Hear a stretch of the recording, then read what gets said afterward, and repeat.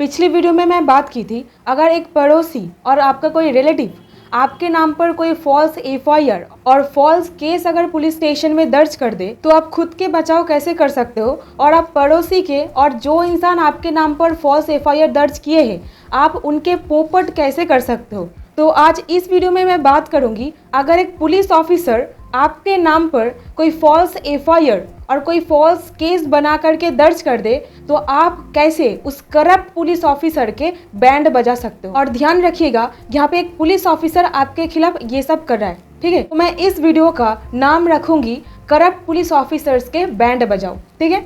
तो सबसे पहली बात, जहाँ पर एक पुलिस ऑफिसर आपके ऊपर कोई फॉल्स एक्विजिशंस लगा रहे हैं, फॉल्स चार्जेस लगा रहे हैं, इसका इंटेंशन क्या है आपको ये पता करना पड़ेगा। और इसका इंटेंशन क्या हो सकता है, आपसे बहुत मोटी सी रकम वो चाहते हैं, आपसे कुछ वैल्यूएबल सिक्योरिटी वो हासिल करना चाहते हैं, हो सकता है कार चाहते हैं, घर चाहते हैं, मतलब कुछ भी रीजन हो सकता है, ठीक है। और आप कुछ भी नहीं किए हो, आपको उठा करके थाने में लेके जा रहे हैं और वो चीज़ वो हासिल करने के लिए आपके खिलाफ ये सब कारनामा कर रहा है, इसलिए आपके ऊपर ये सारे चार्जेस और एलिगेशन लगा करके आपको फंसाया जा रहा है। तो आप खुद के बचाव कैसे करोगे ऐसे सिचुएशन पे? आपको क्या करना है, नंबर 1, सबसे पहली बात, आपको एक लेटर लिखना है सुपरिंटेंडेंट्स ऑफ पुलिस ऑफिसर को, ठीक है। आप जहाँ पर रहते हैं वहाँ का जो सुपरिंटेंडेंट्स ऑफ पुलिस ऑफिसर यानी कि एसपी है, उनको एक चिट्ठी लिखना है, ठीक है। और जो पुलिस ऑफिसर कर रहे हैं वो थाने में ना जाए, क्योंकि पुलिस भाई होंगे और आपका कंप्लेंट लेंगे, कोई भी एक्शन नहीं लेंगे, ठीक है। आप एसपी को लेटर लिखिए और आप तुरंत मैजिस्ट्रेट के पास चले जाइए, एक केस दर्ज कर दीजिए। आपके साथ जो कुछ चीज़ हो रहा है वो बता करके आप पूरा एक एप्लीकेशन डाल दीजिए क्या कुछ आपके साथ हो रहा है। और दूसरा चीज़, जो करप्ट पुलिस ऑफिसर आपके साथ ये सारे पैंतरा अपना रहे हैं, आप उनको कड़ी से कड़ी सज़ा दिलवा सकते हैं अगर आपको जो सारे सेक्शंस मैं आपको बताऊंगी ये सारे सेक्शंस आपको पता है। तो सबसे पहला सेक्शन, जो करप्ट पुलिस ऑफिसर आपके साथ ये सब चीज़ कर रहे हैं उनके ये जो करप्टपंथी है इसको रोकने के लिए आपके खिलाफ कोई फॉल्स केस दर्ज किए हैं और जिसका punishment life imprisonment, death penalty और 10 साल से ज़्यादा है, ठीक है। वहाँ पर उस पुलिस ऑफिसर को आईपीसी सेक्शन 388 में आप उनके खिलाफ एक केस दर्ज कर सकते हो, ठीक है। और ये सेक्शन पर 10 साल से ज़्यादा पनिशमेंट दिया जाता है। और दूसरा पॉइंट, जहाँ पर एक पुलिस ऑफिसर आपको धमकी दे रहे हैं, मतलब आपको सिर्फ धमकी दिया जा रहा है आपके नाम पर कोई फॉल्स केस करने के लिए, तब वहाँ पर आप 389 आईपीसी पर केस दर्ज कर सकते हो और यहाँ पर 10 साल की सजा का प्रावधान लगाया गया है। अभी आप एक और सिचुएशन देखिए, जहाँ पर एक पुलिस ऑफिसर, मतलब पुलिस ऑफिसर यानी कि एक पब्लिक सर्वेंट, ठीक है, एक पब्लिक सर्वेंट अपना जो ड्यूटी है उसके अगेंस्ट जाकर वो आचरण कर रहे हैं, मतलब जो ड्यूटी बताया गया है उसका विपरीत वो काम कर रहे हैं, तब सेक्शन 166A आईपीसी में आप केस दर्ज कर सकते हो। और 166 पर आप 1 साल और 166 कैपिटल A यहाँ पर 2 साल की सजा दिया जा सकता है। और ये एक साधारण बुद्धि की बात है, कॉमन सेंस की बात है, दैट जहाँ पर एक पुलिस ऑफिसर आपके खिलाफ कोई फॉल्स केस बना रहा है, इसका मतलब आपके खिलाफ वो फॉल्स डॉक्यूमेंट्स भी बना रहा है आपको बहुत ज़बरदस्त तरीके से फंसवाने के लिए, तब आप सेक्शन 167 आईपीसी पर एक केस दर्ज कर सकते हो, जहां पर कोई पुलिस ऑफिसर करप्टली मतलब जो करप्ट तरीके से एक इनकरेक्ट डॉक्यूमेंट बना रहा है किसी को फंसवाने के लिए, ठीक है। मतलब एक करप्ट पुलिस ऑफिसर आपको फंसवाने के लिए ऐसा पैंतरा अपना रहे तो आप सेक्शन 167 आईपीसी पर उनके ऊपर एक केस दर्ज कीजिएगा। यहाँ पर 3 साल की सज़ा का प्रावधान लगाया गया है। और जहाँ पर एक पुलिस ऑफिसर एविडेंस को फैब्रिकेट कर रहा है, एविडेंसेस को मैनिपुलेट कर रहा है, ठीक है, मतलब एविडेंस को तैयार कर रहे हैं आपके खिलाफ पेश करने के लिए, तब आप 196 पर एक केस कीजिएगा जहाँ पर 7 साल की सज़ा दिया जा सकता है। और इस सेक्शन पर बताया गया है, मतलब जो इंसान को पता है वो एक फॉल्स एविडेंस है, इंटेंशनली पता है, मतलब वो इच्छाकृत कर रहा है आपको फंसवाने के लिए। और जाहिर सी बात है, जहाँ पर एविडेंस को फैब्रिकेट किया जा रहा है एक जुडिशियल प्रोसीडिंग्स में देने के लिए, जुडिशियल प्रोसीडिंग्स यानी कि आपको जब कोर्ट में पेश किया जाएगा तब आपको सज़ा हो, इसीलिए वो एविडेंसेस तैयार कर रहे हैं, तब आप 219 आईपीसी पर एक केस दर्ज कीजिएगा। जहां पर बताया गया है जब भी कोई पुलिस ऑफिसर इंटेंशनली जानते हुए वो एक फैब्रिकेटेड एविडेंस और वो एक फैब्रिकेटेड रिपोर्ट है, मतलब जो सारे रिपोर्ट्स वगैरह कोर्ट में पेश होता है उसको वो तैयार कर रहा है, ठीक है, वहां पर आप 219 पर उनके खिलाफ एक केस दर्ज कीजिएगा।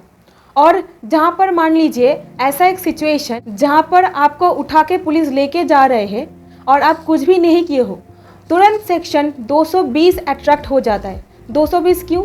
220 क्योंकि आप कुछ भी नहीं किए हो, इनोसेंट हो, उसके बावजूद आपको पुलिस ऑफिसर उठा के लेके जा रहे हैं, तब रॉन्गफुल कन्फाइनमेंट और इसके साथ 342 342 आईपीसी में एक केस बन जाता है उनके खिलाफ। और ये सब काम वो पुलिस ऑफिसर कर रहा है इंटेंशनली, मैलिशियसली एंड करप्ट होकर के। तो जो करप्ट पुलिस ऑफिसर आपके खिलाफ ऐसा केस बना रहे हैं, जो सारे सेक्शंस में आपको बताई, आप यहाँ पर एक तगड़ी केस बना करके उनके खिलाफ दर्ज कर सकते हो। अभी आपके मन में एक सवाल आएगा, आप ये सब करोगे तब वो हो सके आपके खिलाफ और बहुत ही मतलब सीरियसली ऑफेंस दर्ज कर दे, आपको और ज्यादा हैरेसमेंट करे, आपका जो फैमिली मेंबर है उनको हैरेसमेंट करे, और इसीलिए आप डर के मारे आप उनके खिलाफ कोई भी प्रोटेस्ट नहीं करोगे। अभी आप खुद एक बार सोचो, और यहाँ पर दो चीज आपके माइंड में आना चाहिए। वो एक है आपके पास खोने के लिए क्या है और उनके पास खोने के लिए क्या है। मतलब जो करप्ट पुलिस ऑफिसर आपके साथ ये सब चीज़ कर रहे हैं, उनके पास खोने के लिए क्या है और आपके पास क्या है, और बेस्ट सिनेरियो क्या हो सकता है और वर्स्ट सिनेरियो क्या हो सकता है। अभी आप एक और सिचुएशन इमेजिन कीजिए।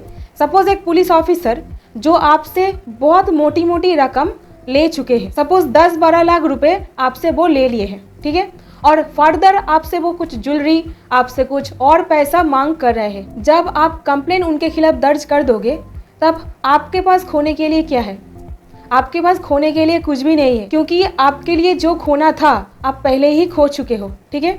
और अभी आते हैं पुलिस ऑफिसर के ऊपर। उनके पास खोने के लिए उनका वो जॉब है, और उसी जॉब के वजह से जो वर्दी उनको मिला है उसका वो एब्सोल्यूट मिसयूज करके, आपको एक्सटॉर्ट करके, आपको धमका करके पैसा आपसे ले रहे हैं। तो जब भी आप उनके खिलाफ कोई कंप्लेन रजिस्टर कर दोगे, कंप्लेन दायर कर दोगे, तब तुरंत ही उनका जो जॉब है टर्मिनेट किया जाएगा, उनके ऊपर एक डिपार्टमेंटल एक्शन चालू हो जाएगा, ठीक है, और आपसे जो सारे रकम वो लिए हैं आपको वापस दिलाया जाएगा। अभी मैं आपको एक सवाल पूछ रही हूँ, आप ज़रा सोचिए, जहाँ पर एक पुलिस ऑफिसर ऐसा चीज़ आपके साथ कर रहे हैं, उनका इतनी हिम्मत कहाँ से आ रहा है, इतना कॉन्फिडेंस कहाँ से आ रहा है वो आपके साथ ऐसा कुछ चीज़ कर सके। और उनमें ये सब हिम्मत कहाँ से आ रहा है पता है?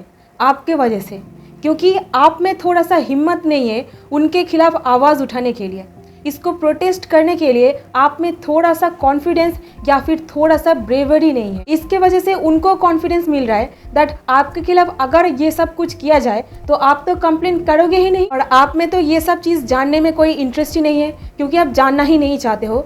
जो वो लोग करते हैं आप डर के मारे सहन करते रहते हो, क्योंकि वो एक पुलिस वाला है। और एक सिचुएशन यहाँ पे मैं आपको बताती हूँ, ध्यान से सुनिएगा।